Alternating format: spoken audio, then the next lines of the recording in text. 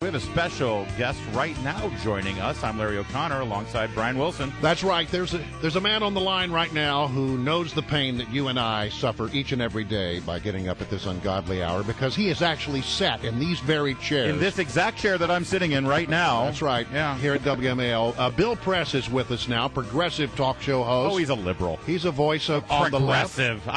I'm progressive. He's a liberal. Okay, well, and we're glad to have him here this morning, and we thought it interesting to have him. Bill, how are you? Hey, I'm good, and I'm happy to be here as the warm-up act for Lanny Davis. Right. You two have a vaudeville act, don't you? Man, I've come a long way, right? It was from Andy Parks and Jane Norris to Lanny Davis. Well, welcome back to WMA. Yeah, hey, it's good to be back. I never thought they'd let me back in that building.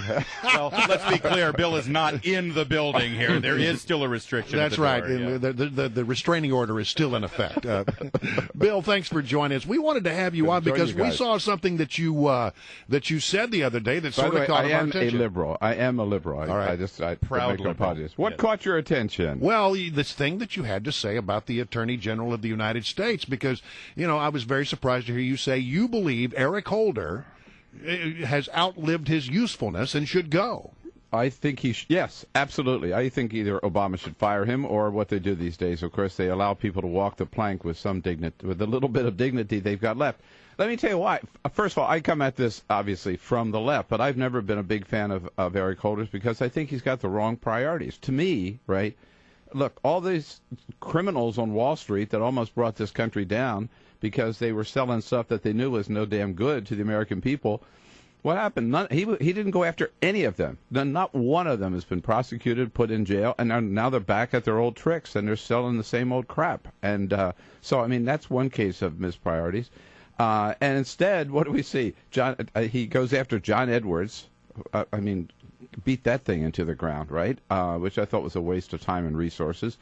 And now he uses all the powers of his office, even though he recused himself. It happened on his watch, to go after the Associated Press, and I think a very overzealous violation of the First Amendment. So whatever usefulness he had to Barack Obama, I think, has outrun its course. And look, he had 4 years. What the hell? Go back to making money and put somebody in there who's going to do the job. You mentioned the AP. By the way, can I add one other thing? Yeah, sure. And then yesterday we hear that the witness program, overseen by the Department of Justice, they lost 2 terrorists. Hello? And in fact, they don't even know how many they lost. They know they lost at least 2. These are people who are in their witness program, and we don't know where on the planet they are. You mentioned the AP story and the Justice Department's seizure of AP phone records, which many in the press believe is sort of a pretty egregious thing. Yeah. But I noticed yesterday that the Obama administration was sort of trying to make the case that national security was at stake.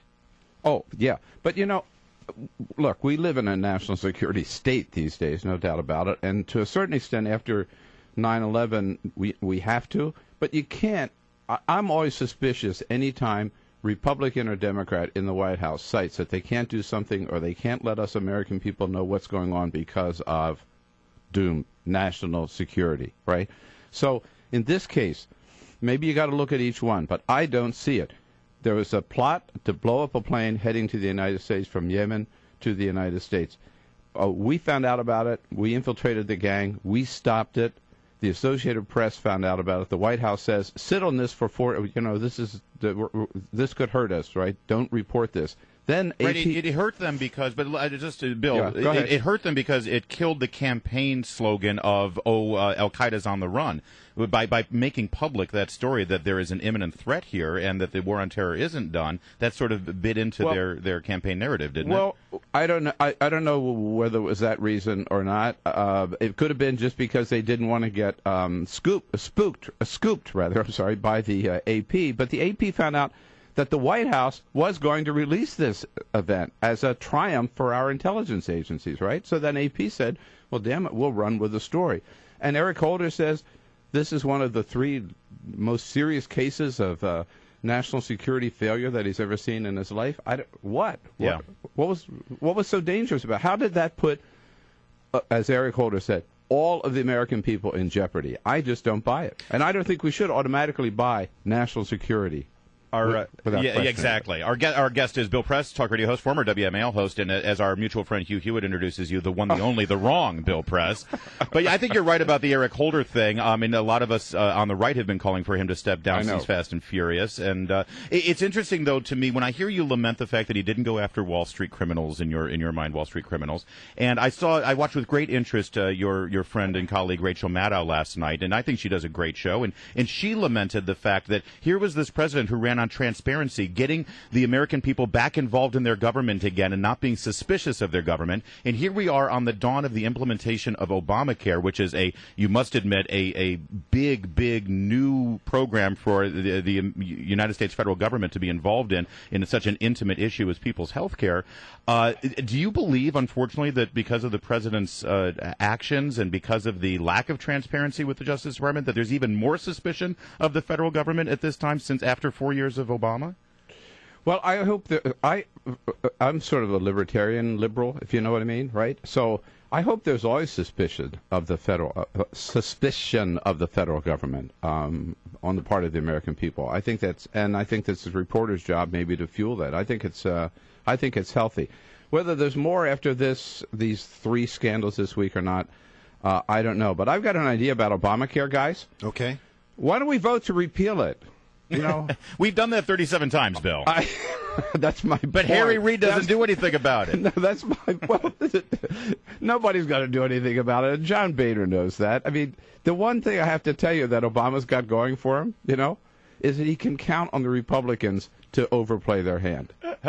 Seriously, I mean, 37 times repeal Obamacare. Well, we got to get everybody on the record there. But the totality, though, of the past week, Bill, I just got to do it 38 times. The totality of what has happened in the last week, the 3 things, the 3 scandals, the continuing burbling problem of what happened in Benghazi and the talking points and all that, the AP story, and then also the IRS scandal.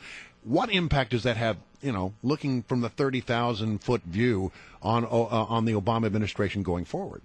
Well, you and I, we're not going to agree on everything, right, guys? We have to agree on that going in, right? So I don't think it's going to have the one that could have a lasting impact, I believe, is the Department of Justice Associated Press story.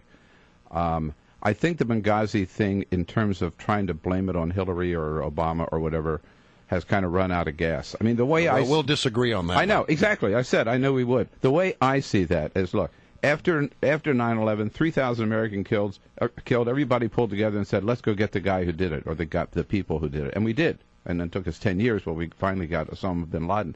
After Benghazi, 4 Americans killed. And instead of all pulling together, Republicans from the get-go tried to blame this on Hillary or Barack Obama. Well, I still think the focus ought to be, let's secure our embassies and let's go get the terrorists who did it. All right, Bill. Listen, and from the get-go, you had your say, but from the get-go, the president and the Secretary of State were blaming a YouTube video, and we know that was wrong. So I think that there was a politicization of Benghazi from the very beginning on both sides. Can we agree on that? No. All right, Bill. Well, you know what? If we agreed, I think our listeners would be very concerned. Yeah, right. But anyhow, the point, I believe that the Benghazi thing has been properly handled, particularly now with the release of emails. Right. I think the IRS... Bill Press, you know the clock here. We got to roll, buddy. Okay. All right. Thank you so much for joining us, though. Hey, lots of fun. One day, maybe I'll come in the building. Yeah, well, we'll see if we can lift that restraining order. Watch out. All right, Bill Press, thank you very much. Fun to